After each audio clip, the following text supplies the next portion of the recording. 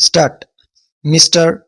Vice Chairman, the discussion on the wheat policy today, I think, is a discussion on a subject which is of paramount national importance.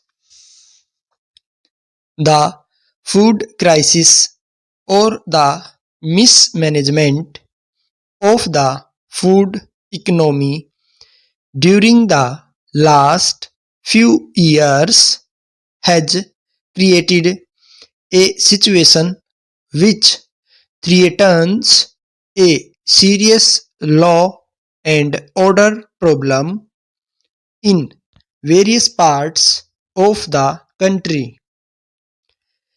At best, we can say that the giving up to that policy has been a very short-sighted step, or at worst we can describe it as a panicky capitulation to the propaganda barrage of vested interests and reactionary elements in this country. The Agriculture Ministry fixed a target of 8 million tons of procurement of wheat. It was a unrealistic target that was fixed. It was a target which was fixed on the assumption that rupee 50 crores which were provided for the CRES Rabi program would be utilized properly, and the shortfall of 15 million tons in food grains that year would be more than made good in the Rabi program.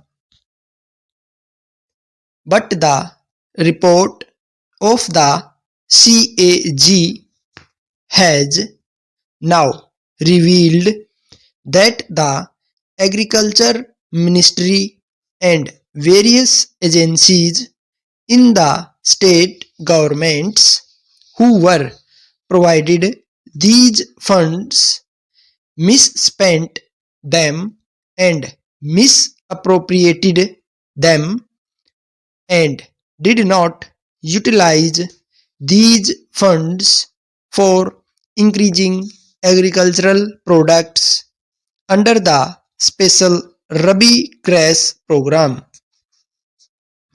In fact, the money that should have been used for increasing agricultural products was used in some states for such activities like purchase of luxury motor cars.